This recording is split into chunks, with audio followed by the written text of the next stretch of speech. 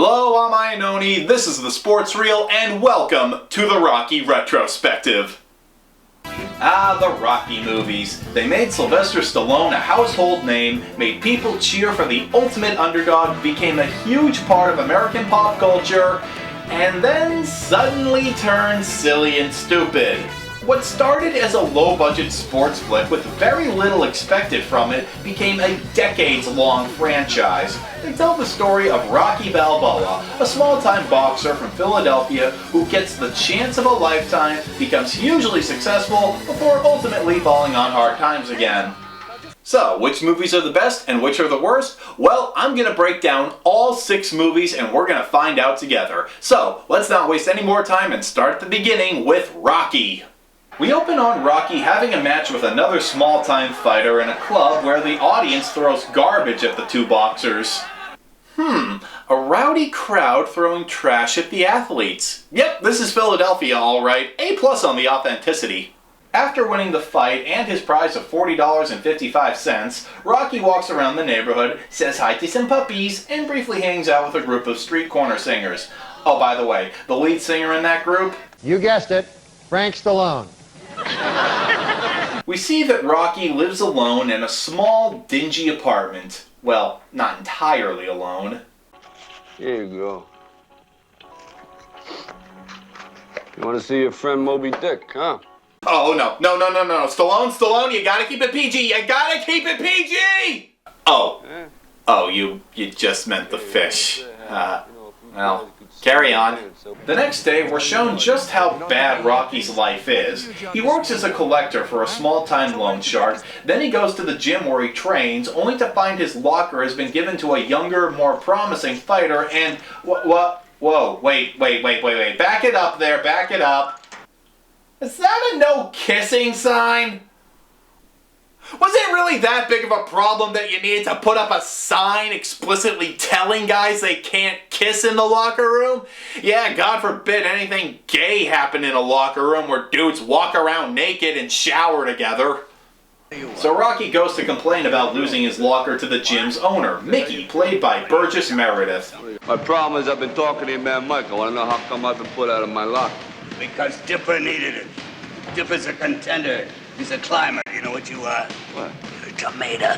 Me? Yeah, let's face it. I run a business here, not a goddamn soup kitchen. Well, fine. I'll just go to a different gym, one that allows kissing. Love is love, Mickey. Rocky goes to the pet shop across the street to visit Adrian, played by Talia Shire, but she's painfully shy and pays little attention to Rocky. So he gives up for the time being and heads over to his favorite bar where he meets up with his best friend and Adrian's brother, Paulie, played by Burt Young. Paulie shares a small house with Adrian, and he's desperate to get her out more often, so he invites Rocky to come spend Thanksgiving with them. And that's our story so far. Rocky has a dead-end life, his friends all have dead-end lives, and it seems like no one's going anywhere and no one's going to give any of them a break.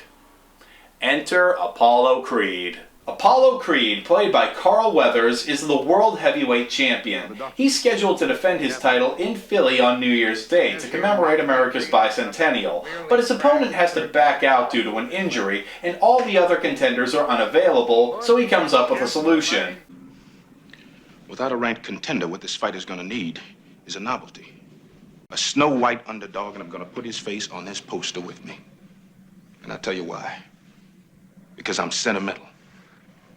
And a lot of other people in this country are just as sentimental, and there's nothing they'd like better than to see Apollo Creed give a local Philadelphia boy a shot at the greatest title in the world on this country's biggest birthday. Because nothing is more sentimental than two dudes punching each other in the face, then going back to the locker room to kiss. Just make sure my opponent doesn't come from some small-minded gym that forbids kissing. Creed and his people look through a listing of local fighters before he finally settles on Rocky, basically picking him out just because he likes his nickname. Apollo Creed meets the Italian Stallion. Sounds like a damn monster movie. No, it's actually a very different type of movie. Ugh. Rocky goes to Paulie and Adrian's house for Thanksgiving, but Adrian didn't know he was coming. Paulie is so desperate to get her out of the house, he yells at her and tosses her turkey out into the alley. This is the kind of stuff that makes the first Rocky so memorable. The characters feel real. Paulie is seen as an abusive, overbearing brother. He genuinely wants the best for his sister, but he mistreats her constantly. This is a far cry from what we'll see in the later films. After Rocky and Adrian spend the night together, he goes to Mickey's gym where... Whoa, wait a second! Was that Tyrone Biggums? Red Bull! It gives me wings! Anyway, Mickey gives Rocky a message from Apollo's promoter asking him for a meeting. Rocky goes to meet with the promoter, assuming he's just looking for a new sparring partner for Creed. But when he gets there, he's surprised to hear that Creed wants him to fill in for his injured opponent. Rocky takes the opportunity and now has 5 weeks to train for the biggest fight of his life. And y'all know what that means. It's time for one of the best training montages ever!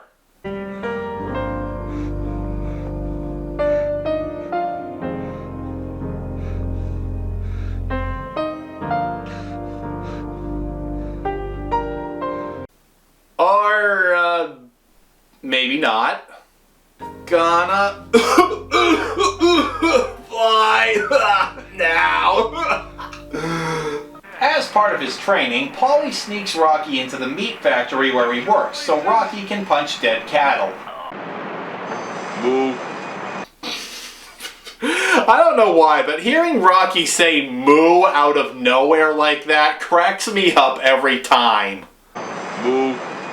It's the little things you gotta cherish.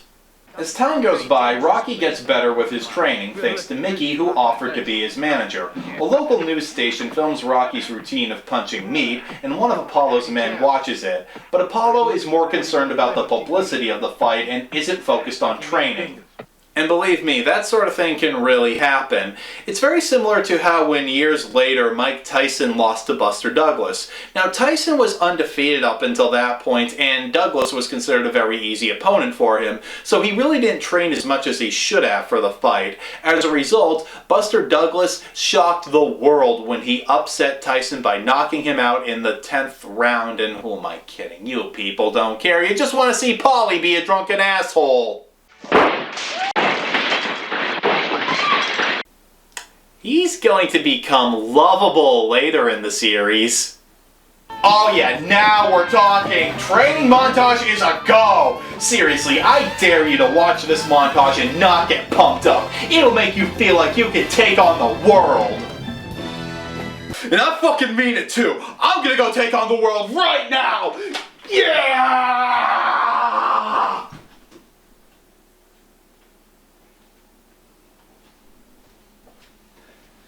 It's really hot outside and I feel more comfortable staying in and ordering a pizza. Ayo, Domino's!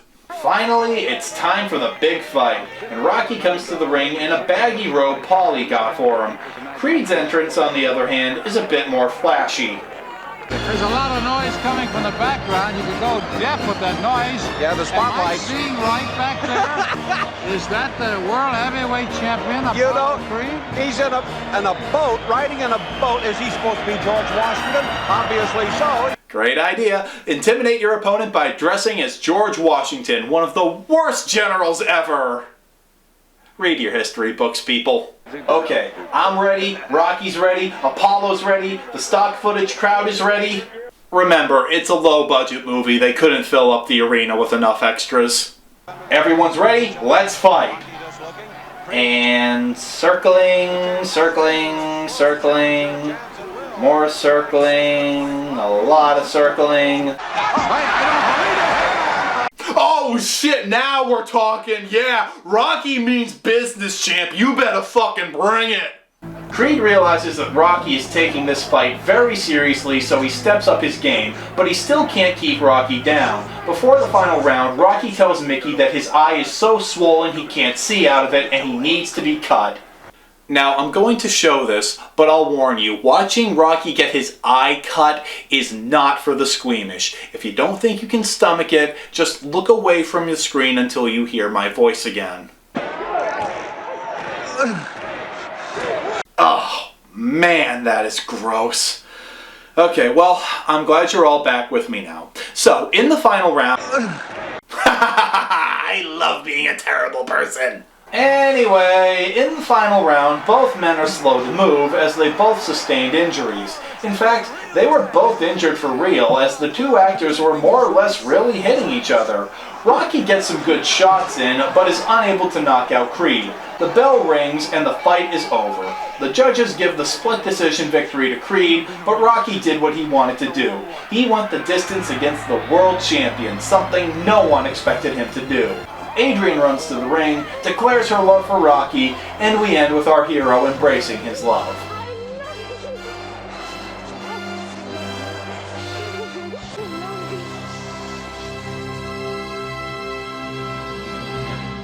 So, I know I'm not breaking any new ground by saying this, but Rocky is a great movie, an all-time classic. Stallone is great, the supporting cast is great, the drama feels real, the characters feel real. It is just a great movie from start to finish.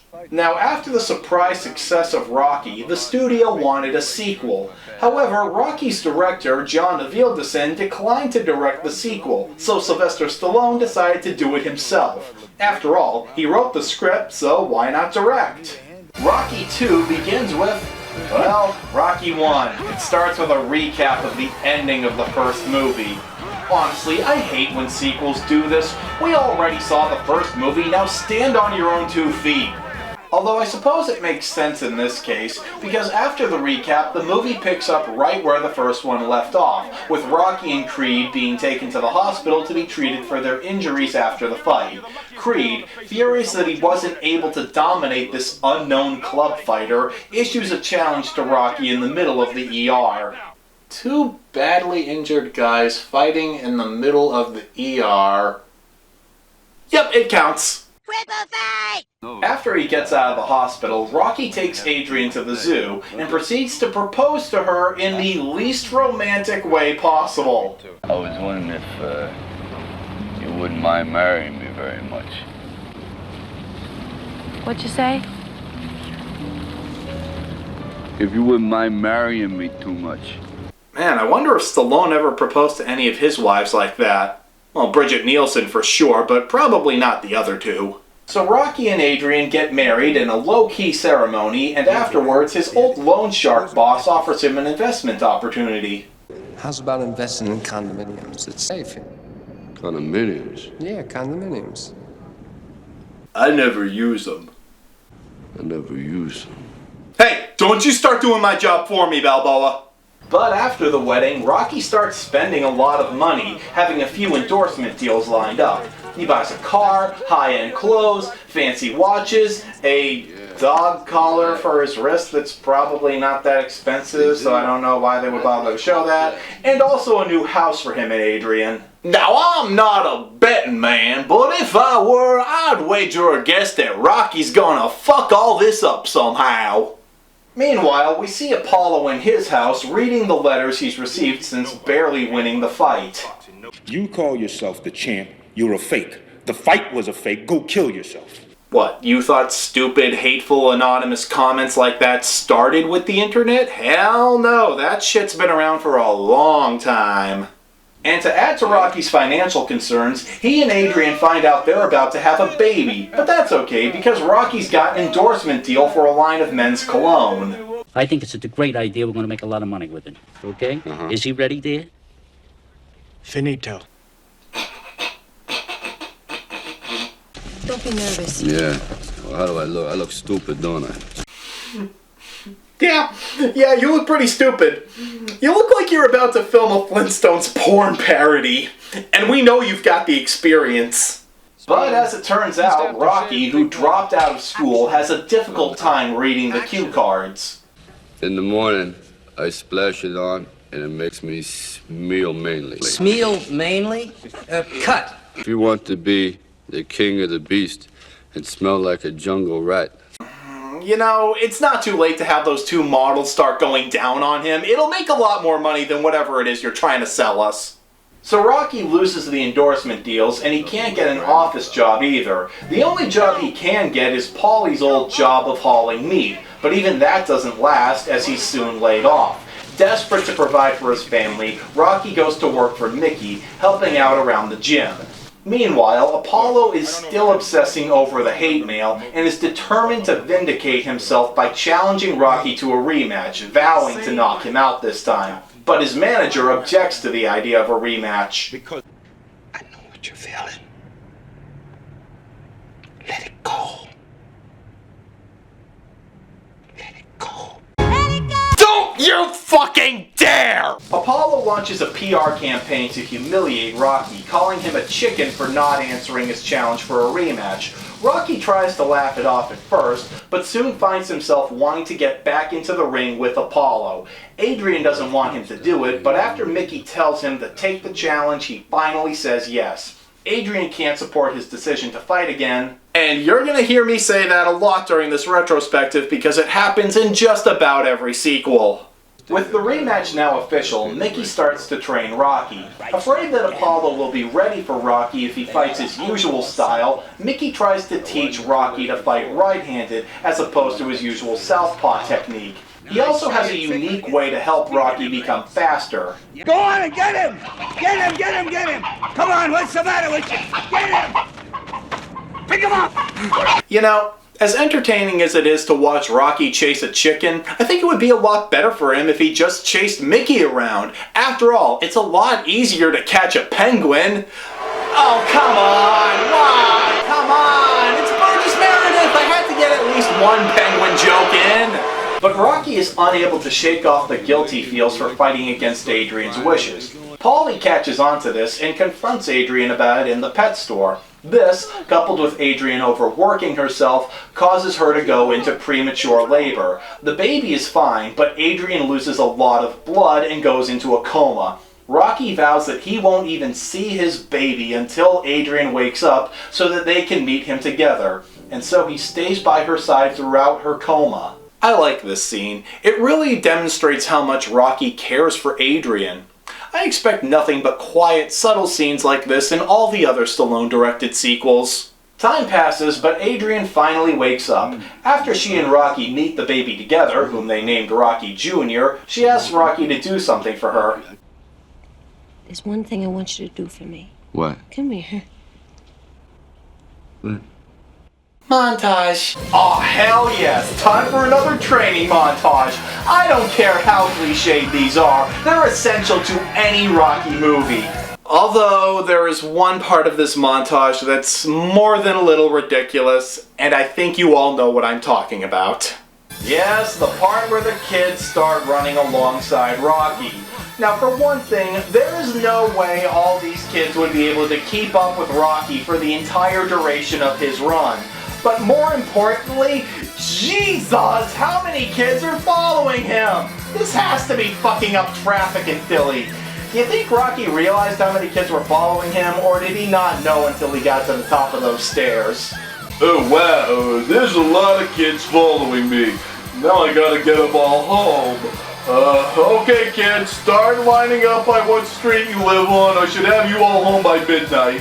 Finally, it's time for the rematch. Once again, it's being held in Philadelphia, and that means Rocky has the crowd on his side. Certainly packed with Rocky's people. I've never seen so many Italians in one place in my life. Hey, you said that, I did. You was a racist motherfucker! Apollo comes out strong to start the fight, but Rocky won't stay down. However, Apollo is clearly winning the fight, and it's going to take a knockout in the final round for Rocky to win.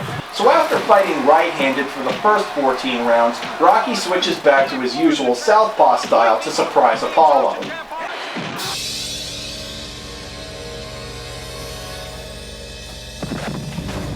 Oh shit, oh shit, oh shit, oh shit, oh shit, oh shit, oh shit, oh shit, oh shit, oh shit, oh shit, oh shit, oh shit, oh shit, oh shit, oh shit, oh shit, oh shit, oh shit! And so Rocky pulls off the stunning upset and becomes the new heavyweight champion of the world. Except for my kid being born. This is the greatest night in the history of my life.